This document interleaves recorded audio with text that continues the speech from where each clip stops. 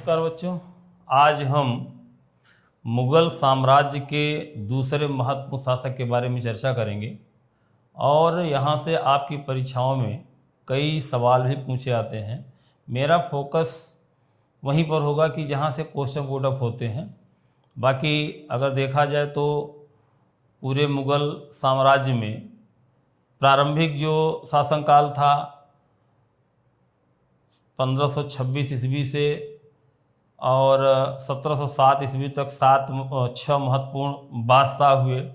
1707 से 1857 के बीच 9 मुग़ल बादशाह हुए। तो इनमें से पूरा का पूरा जो मुख्य फोकस है वो प्रारंभिक मुग़ल काल के बादशाहों के संदर्भ में है।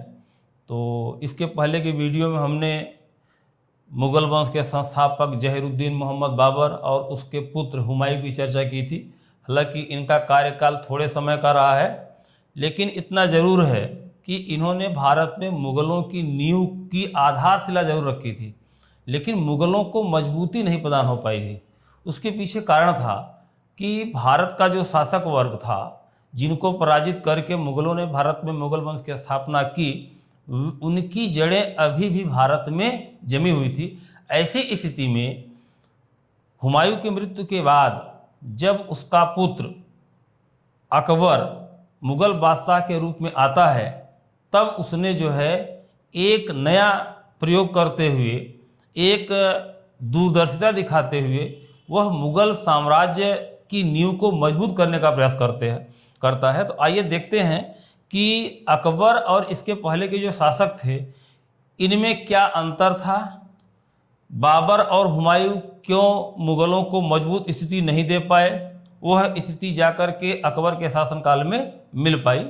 तो इसके पीछे आपको थोड़ा सा देखना पड़ेगा कि बाबर ने जब भारत पर आक्रमण किया था तो वह लगातार युद्ध में रत रहा, युद्ध में लीन रहा और उसको राज्य को स्थिरता देने का मौका ही नहीं मिल पाया। लेकिन जब उसका पुत्र हुमायूं उसके उत्तराधिकारी के रूप में आया तो उस समय उसको अपने भाइयों से सहयोग नहीं मिल पाया और बिखरे हुए जो अफ़गान थे, अफ़गानों के आपसी वैमनस्य, आपसी जो है ईर्ष्या द्वेष या विखंडन के कारण ही मुग़लों को भारत में आने का अवसर मिला था। अब स्थिति यहाँ पे बदल चुकी थी। जो अफ़गान शासक थे वे अब संगठित हो चुके थे और संगठित होकर के वे लगातार मुग़लों को भारत से बाहर निकालने का प्रयास कर रहे थे। ऐसी स्थिति में हुमायूं ने अफ़गानों से संघर्ष तो किया, लेकिन संघर्ष करते करते उसे अपनी सत्ता खोनी पड़ी और 1540 में उसे हिंदुस्तान भी छोड़ना पड़ा और लगभग 15 साल तक वह निर्वासन की स्थिति में रहा। 15 साल के बाद जब वापस पुनः हुमायूं भारत आया तो 6 महीने के भीतर उसकी मृत्यु हो गई। तो ऐसी स्थिति में हुमायूं को राज्य को स्थिरता देने का अवसर नहीं मिल पाया। हुमायूं की मृत्यु के बाद उसका पुत्र अकबर मुग़ल बादशाह बना। जब अकबर मुग़ल बादशाह बना तो मुग़ल बादशाह बनने के बाद उसने पूर्व के इतिहास का अध्ययन किया, अध्ययन करवाया, सूचनाएं एकत्रित की और विश्लेषण किया कि आखिर वे कौन सी परिस्थितियां थी जिसकी वजह से इसके पहले 350 वर्ष तक मुस्लिमों ने जो शासन किया सल्तनत पीरियड के दौरान, उनके शासनकाल में लगातार वंश परिवर्तन होते रहे। इसका उसने बड़ा विस्तृत अध्ययन कराया और अध्ययन कराने के बाद वह इस निष्कर्ष पर पहुंचा कि मुस्लिमों की जो सत्ता स्थिर नहीं हो पाई, लगातार वंश परिवर्तन होते रहे। उसके पीछे के जो कारण थे वे भारत में ही समाहित थे, बस उसको समझने की आवश्यकता थी। तो जो पूरा का पूरा फोकस आज हमारा होगा वह अकबर के संदर्भ में होगा। तो आइए पहले ये देख लेते हैं कि अकबर ने किस तरीके से राजसत्ता प्राप्त की थी, फिर इस कारण का भी हम विश्लेषण करेंगे विस्तृत तौर पे कि आखिर जो है बाबर और हुमायूं को जो सफलता नहीं मिली वो अकबर को कैसे मिल पाई। ये हमारा फोकस का बिंदु होगा, उसको आगे हम चर्चा करेंगे। लेकिन उसके पहले हम बाबर को स्थापित करते हैं, अकबर को जो है एक बादशाह के रूप में स्थापित करते हैं, फिर उसके बाद उसकी उपलब्धियों की चर्चा करते हैं। जैसा कि कल के वीडियो में या इसके पहले के वीडियो में हमने जो चर्चा किया था कि 1555 ईस्वी में 1555 ईस्वी में मच्छीवाड़ा का युद्ध हुआ था।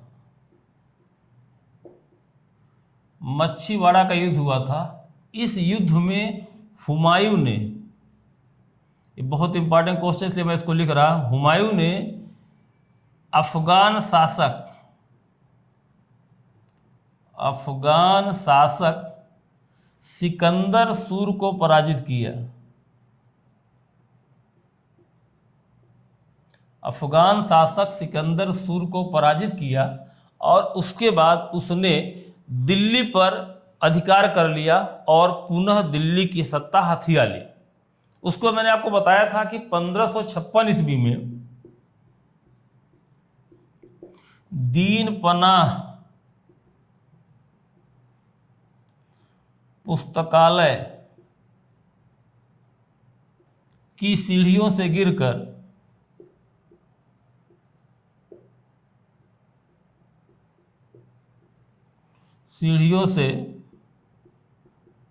गिरकर हुमायूं की मृत्यु हुई। हुमायूं की मृत्यु हो गई। ये हमने इसके पहले के वीडियो में चर्चा कर लिया था, ये हमने रिमाइंड करने के लिए आपको बताया। दूसरी बात, जब हुमायूं ने हिंदुस्तान की पुनः विजय की थी तो उस समय अकबर जो था वो लगभग 13.5 वर्ष का था। हुमायूं ने अकबर को बैरम खां के संरक्षण में पंजाब का सूबेदार नियुक्त कर दिया। और जब हुमायूं की मृत्यु हुई तो उस समय अकबर जो था वह पंजाब में अफगानों से संघर्ष कर रहा था। एक महत्वपूर्ण क्वेश्चन यहाँ पे आता है, इसको भी मैं यहाँ पे लिख दे रहा हूँ कि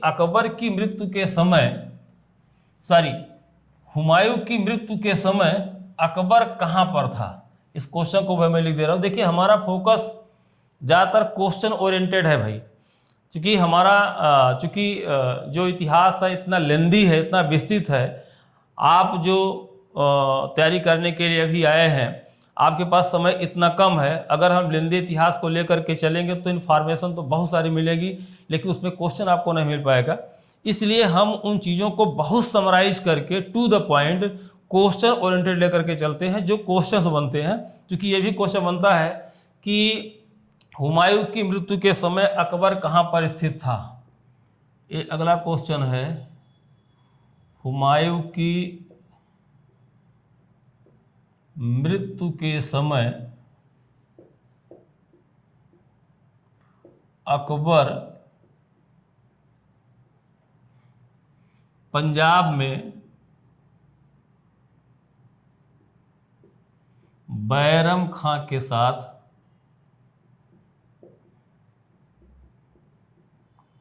अफगानों से संघर्ष कर रहा था।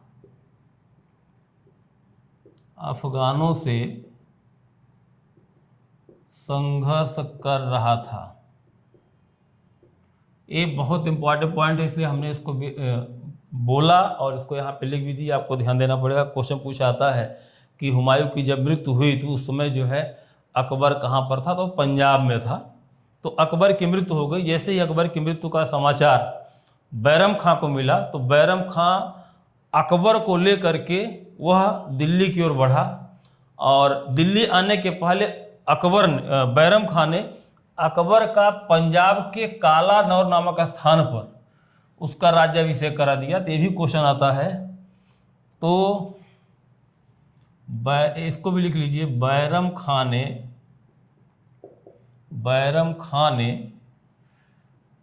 पंजाब के काला नौर नामक स्थान पर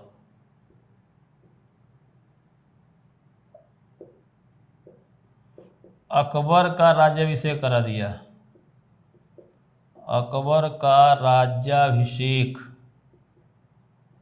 दिया। ये इंपॉर्टेंट पॉइंट से पहले मैंने इसको लिख दिया इसमें, जिससे आप इसको फोकस करें। ठीक है, अब थोड़ा सा जो है अकबर के बारे में इसको देखा जाए तो जैसे मैंने कल जो चर्चा किया था कि 1540 ईस्वी में जब हुमायूं शेर खां से पराजित हुआ, पराजित होने के बाद वह मध्य एशिया की ओर चला गया और लगभग 15 वर्ष तक वह इधर उधर भटकता रहा। उसी समय हुमायूं ने जो है हुमायूं ने एक दूसरी शादी की। उसके बाद उसका एक पुत्र पैदा हुआ। उसके बाद वो जो है अकबर को अपने जो है एक संरक्षिका महामनगा के संरक्षण में छोड़कर मध्य एशिया की ओर चला गया। 15 वर्ष तक संघर्ष करता रहा। संघर्ष के बाद वह पुनः भारत लौटा। इस प्रकार के तो क्वेश्चन पूछा जाता है कि अब इसको यहाँ पे मैं नोट कर रहा हूँ। अकबर का जन्म 15 अक्टूबर 1542 को अमरकोट के राणा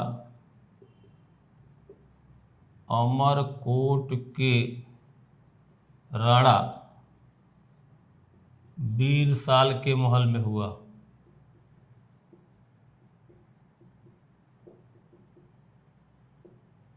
हालांकि जन्म पे क्वेश्चन नहीं आता है, जनरल जानकारी के लिए मैंने आपको दे दिया कि 15 अक्टूबर 1542 को अकबर का जन्म अमरकोट के राणा बीरसाल के महल हुआ। ये अमरकोट वर्तमान पाकिस्तान में है।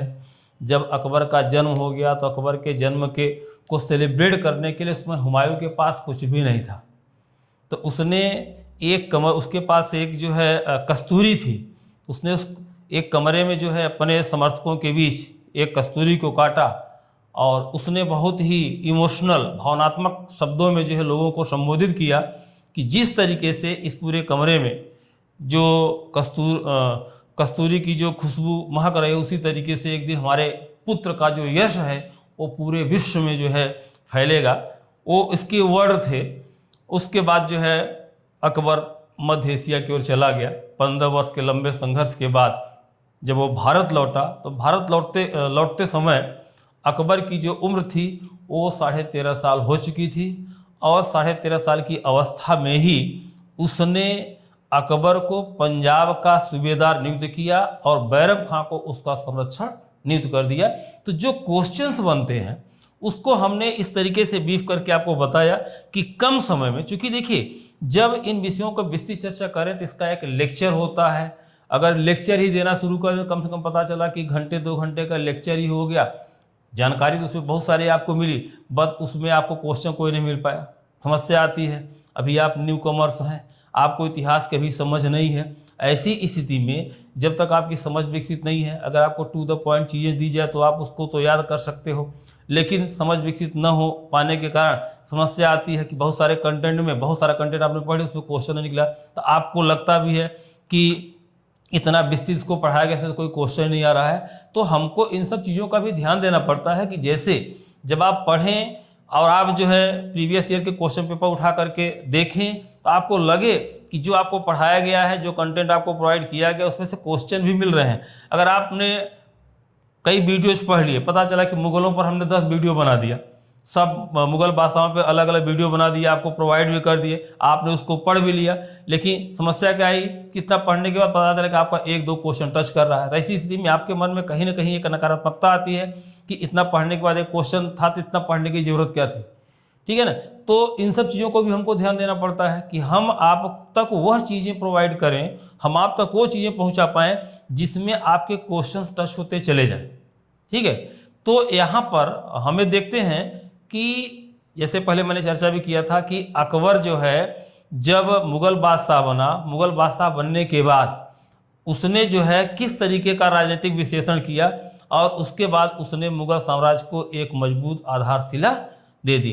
तो एक छोटा सा ब्रीफिंग मैं और देना चाहूँगा कि जब 1556 ईस्वी में हुमायूं की मृत्यु हो गई, यह समाचार बैरम खां के पास पहुंचा। बैरम खां ने बालक अकबर का पंजाब के कालानौर नामक स्थान पर सांकेतिक राज्याभिषेक करा दिया और उसको लेकर के वह दिल्ली की ओर बढ़ा। रास्ते में उसे पता चला कि दिल्ली पर अफगानों का सेनापति हेमू था, उसने दिल्ली पे कब्जा कर लिया है। अब बैरम खां के समक्ष बड़ी चुनौती आ गई। 2 विकल्प थे उसके पास या तो पहले की तरह जिस तरीके से हुमायूं भारत से बाहर मध्य एशिया की ओर चला गया था, या तो अकबर अल्पवयस्क था, अकबर को लेकर के उसकी जान बचाने के लिए वह मध्य एशिया की तरफ चला जाए, या हेमू जैसे सेनापति से युद्ध करे, संघर्ष करे। तो उसने निर्णय लिया कि वह वापस नहीं जाएगा, क्योंकि उस समय निर्णय लेने की स्थिति में वही था। अकबर तो अभी छोटा था, अकबर कोई निर्णय ले नहीं सकता था। इसलिए बैरम खान ने निर्णय लिया कि वह वापस नहीं जाएगा, वह हेमू का सामना करेगा। इस निर्णय को लेकर के अब उसने अपने सैनिकों को संगठित किया और उनको आह्वान किया कि वे जो है हेमू का मुकाबला करेंगे। ऐसी स्थिति में सारे जो मुगल सैनिक थे वे संगठित होकर के 1556 ईस्वी में, जिसे कहते हैं पानीपत का द्वितीय युद्ध, इसको भी हम लिख देते हैं, इंपॉर्टेंट युद्ध है। पानीपत का प्रथम युद्ध मैंने कल बताया था, पानीपत का द्वितीय युद्ध इसको मैं लिख दे रहा हूं। पानीपत का द्वितीय युद्ध 1556 ईस्वी में अकबर और हेमू के बीच हुआ। हेमू अफगान सेनापति था, हालांकि अकबर की तरफ से बैरम खां ही प्रमुख था। बैरम खां उसका संरक्षक था, अकबर बादशाह के रूप में था। तो इस तरीके से बैरम खां या अकबर, या आप यहाँ कह सकते हैं कि मुगल सेना, ऐसे भी कह सकते हैं, मुगल सेना और अफगान सेना, क्योंकि इस तरीके से क्वेश्चन बनाए जाते हैं, इसलिए इन चीज़ों को बोलना जरूरी होता है। मुगल सेना और अफगान सेना के बीच 1556 ईस्वी में युद्ध हुआ। इस युद्ध में मुगलों की सेना हारते हारते जीत गई और अफगानों की सेना जीतते जीतते हार गई। ऐसा मैं क्यों कह रहा हूँ? इसलिए कह रहा हूँ क्योंकि हेमू उस समय का बहुत योग्य सेनापति था।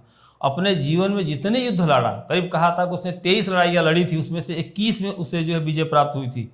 तो हेमू को पराजित करना यह मुगलों की बहुत बड़ी उपलब्धि थी। हेमू और मुगल सेना के बीच जब युद्ध प्रारंभ हुआ तो भयंकर युद्ध हुआ। उस भयंकर युद्ध में मुगलों के अफगानों ने छक्के छुड़ा दिए, लेकिन अचानक एक तीर हेमू की आंख में लगा। हेमू अपनी हाथी पर से नीचे गिर गया और अफगानों की सेना में भगदड़ मच गई, और इसी का फायदा उठा करके मुगलों ने मैदान मार लिया। इसीलिए मैंने कहा कि मुगलों की सेना पराजित होते होते विजयी हो गई और अफगानों की सेना विजयी होते होते पराजित हो गई। तो ये आप कह सकते हैं कि यहाँ पर हेमू का दुर्भाग्य था और मुगलों का यहाँ सौभाग्य था, जिससे पानीपत के द्वितीय युद्ध में मुगलों को सफलता मिली। तो यहाँ पे बहुत इंपॉर्टेंट पॉइंट यहाँ पर है कि पानीपत का प्रथम युद्ध 1526 में, जो मैंने पहले बताया था, बाबर और इब्राहिम लोदी के बीच। पानीपत का द्वितीय युद्ध मुगलों और अफगानों के बीच 1556 ईस्वी में। और एक और युद्ध आएगा, पानीपत का तृतीय युद्ध आया था जो मराठों से हुआ था। मराठा और अहमद शाह अब्दाली के बीच हुआ था, वो 1761 में हुआ था। आगे जब मराठा पढ़ाएंगे तो उसमें उसकी चर्चा करेंगे। तो ये युद्ध बहुत इंपॉर्टेंट है, पानीपत का प्रथम युद्ध, पानीपत का द्वितीय युद्ध, पानीपत का तृतीय युद्ध। तो चूंकि ऐतिहासिक घटनाक्रम में देखा जाए, या जो छोटे एग्जाम होते हैं, वन डे के जो एग्जाम होंगे, या आपके डिफेंस में ही चाहे वाई ग्रुप का एग्जाम हो, या जो आपका SSR का एग्जाम हो, या आर्मी GD का एग्जाम हो, तो वहाँ पे जो क्वेश्चंस आते हैं छोटे छोटे आते हैं, फैक्चुअल आते हैं।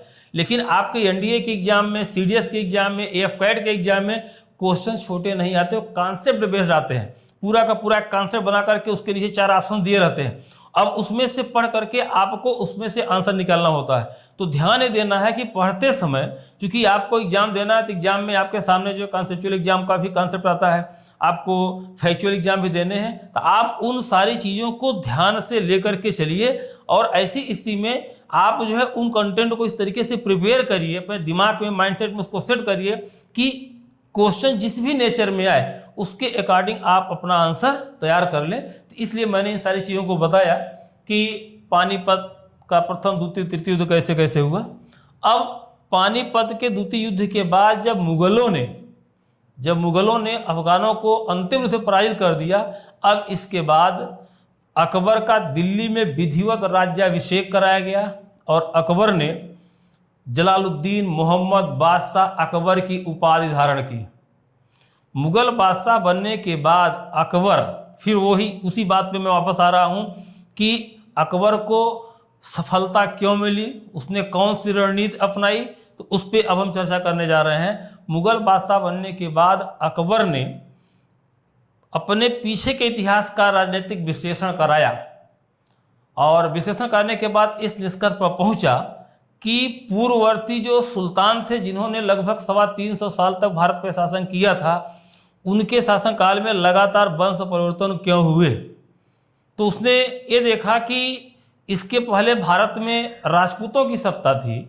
जब मुस्लिमों ने भारत को विजित किया तो राजपूत जो शासक वर्ग था उनको उन्होंने सत्ता में भागीदार नहीं बनाया।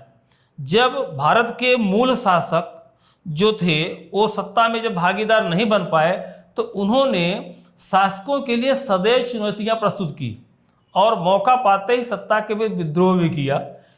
शायद इसी का परिणाम था कि 350 साल के शासनकाल में दिल्ली सल्तनत के पीरियड में लगातार वंश परिवर्तन होते रहे और 350 साल के बाद दिल्ली सल्तनत का समापन हो गया या दिल्ली सल्तनत की सत्ता पूर्ण रूप से समाप्त हो गई। अब अकबर ने सोचा कि वह अब उन कमियों को पूरा करेगा। ऐसी स्थिति में उसने यह निर्णय लिया कि वह राज्य में राजपूतों को भागीदार बनाएगा और उनकी जो क्षमता थी, उनकी जो बहादुरी थी, उनका जो पराक्रम था, उनके पराक्रम का सहयोग लेते हुए वह मुगलों की एक मजबूत आधारशिला रखेगा जो लंबे समय तक सत्ता में बना रहेगा। अकबर की ये जो दूरदर्शिता थी उसका परिणाम ये हुआ कि मुगल शासनकाल के दौरान वंश परिवर्तन नहीं हुआ। बाबर के से लेकर के 1857 ईस्वी तक जितने भी मुगल बादशाह आए वे मुगल राजवंश से ही, मुगल परिवार से ही संबंधित रहे। कभी दूसरे राजवंश को उसमें हस्तक्षेप करने का मौका नहीं मिला। तो यह अकबर की दूरदर्शिता और उसकी रणनीति का परिणाम था कि अकबर को इतनी बड़ी सफलता मिली और अकबर द्वारा बनाई गई जो पॉलिसी थी, जो नीति थी, उसका अनुसरण आने वाले उसके उत्तरवर्ती शासकों ने किया और परिणाम में हुआ कि मुगल जो है लंबे समय तक भारत पे शासन करते रहे। लेकिन दुष्परिणाम इसका आगे निकला जब इसके पौत औरंगजेब ने जब इसके द्वारा स्थापित नीति को पलट दिया तो वहीं से मुगल साम्राज्य के विघटन की प्रक्रिया भी प्रारंभ हो गई। तो वो कैसे हुआ हो तो हम वहां पहुंचेंगे तब बताएंगे। तो यहाँ पर देखते हैं कि अकबर ने इसका विश्लेषण करने के बाद क्या किया था। तो अकबर ने जो है 2 पॉलिसी बनाई थी। इसको कहा था अकबर की राजपूत नीति और अकबर की धार्मिक नीति। तो पहले हम अकबर की राजपूत नीति की चर्चा करते हैं। अकबर की राजपूत नीति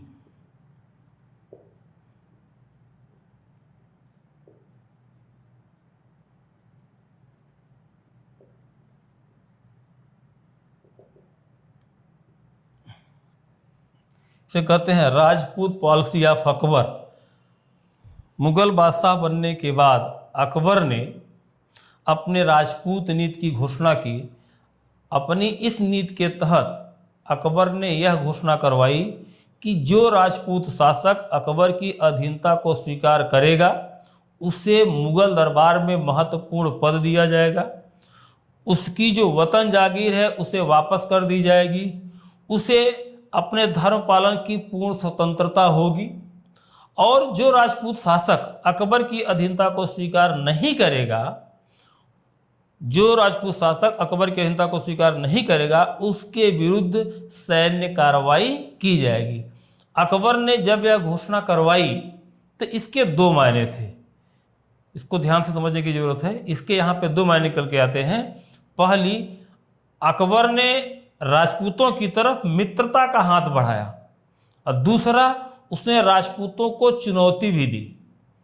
बहुत कूटनीतिक व्यक्ति था, आप इसको समझ सकते हैं। उसने कहा कि जो राजपूत शासक अकबर की अधीनता को स्वीकार करेगा उसे मुगल दरबार में महत्वपूर्ण पद दिया जाएगा। इसका मतलब यह हुआ कि उसे सत्ता में भागीदार बनाया जाएगा।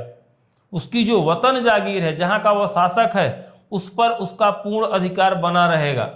उसके साथ साथ राजपूत शासकों को उनके धर्म पालन की पूर्ण स्वतंत्रता होगी।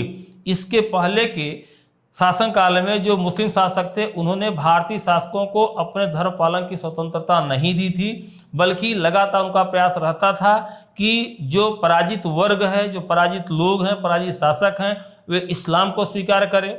उन पर बल प्रयोग किया जाता था, उन्हें दास बनाया जाता था। ये सब नीतियां चलती थी। लेकिन अकबर ने यहाँ पे कूटनीति का सहारा लिया। अकबर ने राजपूतों को पूर्ण धार्मिक स्वतंत्रता दी। राजपूतों को ही नहीं, भारत की जो बहुसंख्यक हिंदू संख्या थी, हिंदू जनसंख्या थी, उनको उन्होंने पूर्ण स्वतंत्रता दिया कि आप स्वेच्छा से अपने धर्म का पालन करिए, उसमें बादशाह को कोई भी एतराज नहीं है। तो यह अकबर की कूटनीति थी कि अकबर ने राजपूतों से मित्रता का हाथ भी बढ़ाया और उनको चुनौती भी दिया कि यदि वे अकबर की अधीनता को स्वीकार नहीं करते हैं तो उन्हें सैन्य कार्रवाई के लिए तैयार रहना चाहिए। अर्थात अकबर का सामना करने के लिए, अकबर की सेना का सामना करने के लिए उन्हें तैयार रहना चाहिए। तो यह अकबर की राजपूत नीति का परिणाम था। इसमें उसने एक टर्म दिया था सुलह उल, ये जो नीति थी उसकी सुलह कुल की नीति। ये क्वेश्चन पूछाता है, सुलह कुल की नीति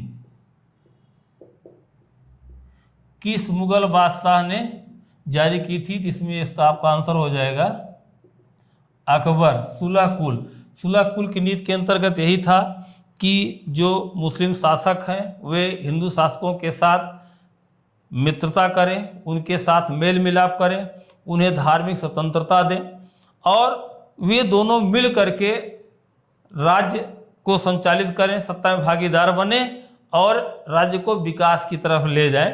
ये उसका उद्देश्य था। क्वेश्चन पूछा जाता है यहाँ पे, सारी इतना डेप्थ में जाकर के नहीं पूछा जाता है कि सुलह कुल की नीति को जो है किस मुगल शासक ने जारी किया था।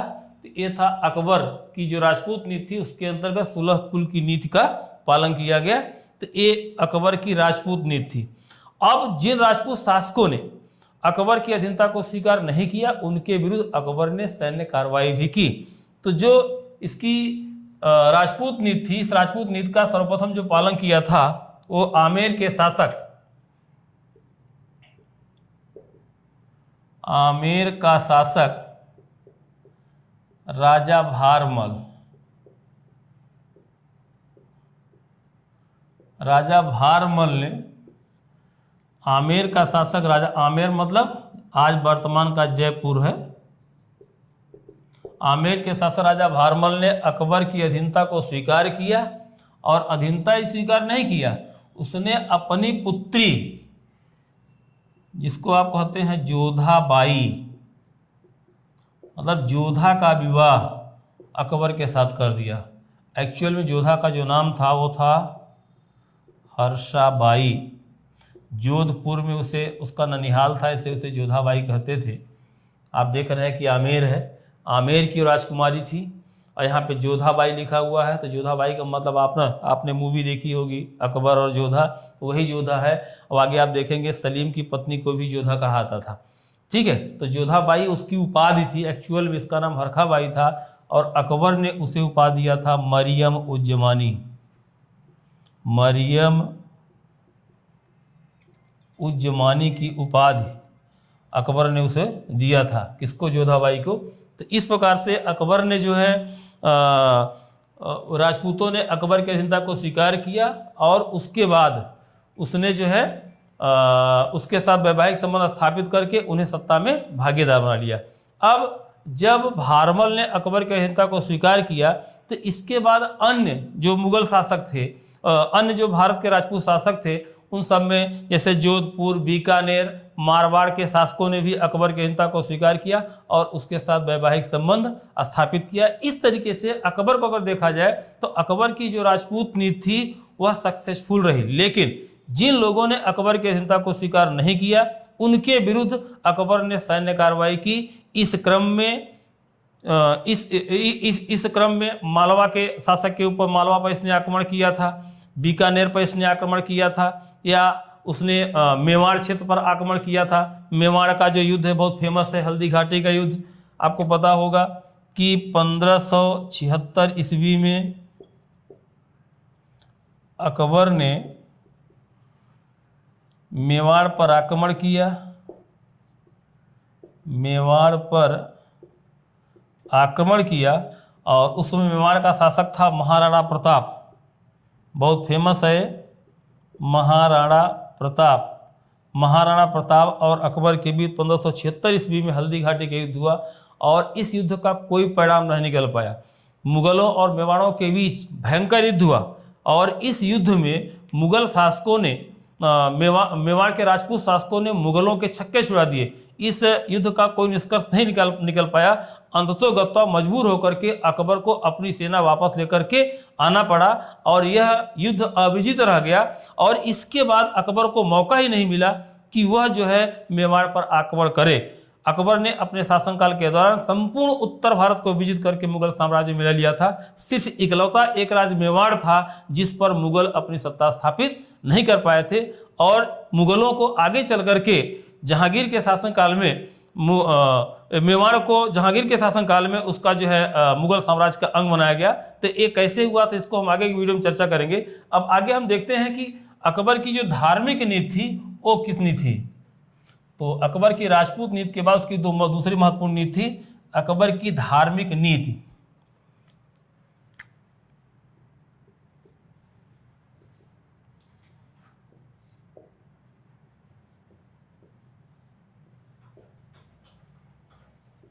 अकबर की धार्मिक नीति।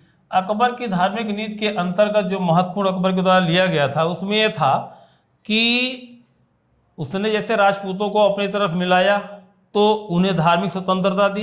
तो उसने 3 महत्वपूर्ण निर्णय लिए थे। पहला जो निर्णय था उसने दास प्रथा को समाप्त किया। दास प्रथा की समाप्ति 1562। दूसरा निर्णय था तीर्थ यात्रा कर की समाप्ति। तीर्थ यात्रा कर की समाप्ति ये 1563 में। और तीसरा महत्वपूर्ण निर्णय था जजिया कर की समाप्ति। जजिया कर की समाप्ति 1564 ईस्वी में। तो ये 3 महत्वपूर्ण निर्णय, तीनों क्वेश्चन बहुत इंपॉर्टेंट हैं अकबर के पॉइंट ऑफ व्यू से। अकबर ने दास प्रथा को समाप्त किया, अकबर ने तीर्थ यात्रा कर को कब समाप्त किया, अकबर ने जो जजिया कर को समाप्त किया। इसको धार्मिक इसलिए कहा था क्योंकि यह धर्म से रिलेटेड है। हम आपको बताएं कि मुस्लिमों ने जब भारत पर आक्रमण करना शुरू किया और जब वे यहाँ के लोगों को पराजित करते थे तो बहुत सारे लोगों की हत्या हो जाती थी। जो लोग बचते थे उन्हें दास बना लिया जाता था। ये पूरे सल्तनत पीरियड में यह सिलसिला चलता रहा। मुगलों के आक्रमण के बाद भी यह सिलसिला जो है अस्तित्व में बना रहा। लेकिन जब अकबर बादशाह बना तो अकबर ने अपनी राजपूत नीति के तहत निर्णय जो महत्वपूर्ण निर्णय लिया था तो उसमें यह था कि जो लोग पराजित होंगे उन्हें अब दास नहीं बनाया जाएगा। जिन लोगों को पराजित किया जाएगा उन्हें दास नहीं बनाया जाएगा। तो दास प्रथा की समाप्ति का जो उसने निर्णय लिया था वो 1562 में था। दूसरा महत्वपूर्ण निर्णय था कि जैसे भारत में बहुसंख्यक आबादी हिंदुओं की थी। हिंदू सदियों से एक परंपरा थी कि वे जो है अपने जीवन के चौथे पीरियड में जो है वो विभिन्न तीर्थ यात्राओं पर गुजरा करते थे। तो मुस्लिम शासकों ने उन धार्मिक तीर्थ यात्रियों से कर लेना शुरू कर दिया था। जगह जगह चुंगी वसूल किया करते थे जो धार्मिक कर के रूप में माना जाता था। तो अकबर ने 1563 ईस्वी में धार्मिक कर को तीर्थ यात्रा कर को समाप्त कर दिया। और तीसरा जो महत्वपूर्ण निर्णय था जजिया कर। भारत में मुस्लिम सत्ता की स्थापना के बाद ही भारत से एक अपमानजनक कर भारत में रहने वाले लोगों से लिया जाता था जिसे जजिया कर कहते थे। तो 1564 ईस्वी में अकबर ने जजिया कर को भी समाप्त कर दिया। तो इस तरीके से अकबर ने अपनी धार्मिक नीति के तहत ये 3 महत्वपूर्ण निर्णय लिए। दास प्रथा को समाप्त किया, तीर्थ यात्रा कर को समाप्त किया, जजिया कर को समाप्त किया। और उसके साथ साथ उसने भारत की बहुसंख्यक हिंदू जनसंख्या को यह स्वतंत्रता दे दी कि वे अपने धर्म का स्वतंत्रता पूर्वक पालन करें। तो ये अकबर की जो नीति थी, जो पॉलिसी थी, यह राजनीति से प्रेरित थी क्योंकि अकबर बहुत महत्वाकांक्षी था। अकबर एक बहुत बड़े भूभाग का शासक बनना चाहता था और वो जानता था कि बिना भारत का सहयोग प्राप्त किए वह अपनी महत्वाकांक्षा को पूर्ण नहीं कर सकता है। ऐसी स्थिति में अपनी महत्वाकांक्षा को पूर्ण करने के लिए अकबर ने राजपूत नीति और अपनी धार्मिक नीति की उद्घोषणा की या उसकी घोषणा की। क्वेश्चन ही पूछाता है कि अकबर ने राजपूत नीति की घोषणा क्यों की थी, अकबर ने धार्मिक नीति की घोषणा क्यों की थी, या अकबर ने जो है किस कारण अकबर को ये व्यापक इतनी बड़ी सफलता मिली थी जो कि उसके पूर्ववर्ती शासकों को नहीं मिल पाई, या उसके उत्तरवर्ती शासक उस मुकाम को नहीं हासिल कर पाए जिसको जो है अकबर ने प्राप्त कर लिया था। तो ऐसी स्थिति में कई क्वेश्चंस यहाँ पर बनते हैं। तो जितने भी क्वेश्चन यहाँ बन रहे हैं आपको यहाँ पे ध्यान देना पड़ेगा कि यह अकबर की खुद की सोच थी। अकबर जो है इन विषयों पर चिंतन किया करता था, बहुत बुद्धिजीवी था, पढ़ा लिखा नहीं था। अकबर के बारे में कहा था कि अकबर जो है अनपढ़ था, पढ़ा लिखा नहीं था, लेकिन वो बहुत बुद्धिजीवी था, उसकी बुद्धि बहुत कुशाग्र थी, वह उसकी याददाश्त बहुत मजबूत थी, उसकी विश्लेषण क्षमता बहुत मतलब जो है ताकतवर थी। ऐसी स्थिति में वह किसी भी चीज़ का एनालिसिस करता था, विश्लेषण करता था और दूर की चीज़ों को बहुत आसानी से समझ पाता था। तो ऐसी स्थिति में अकबर की जो एक महत्वाकांक्षा थी कि वह एक बड़े भूभाग का शासक बन पाए, उस अपनी महत्वाकांक्षा को पूर्ण करने के लिए अकबर ने अपनी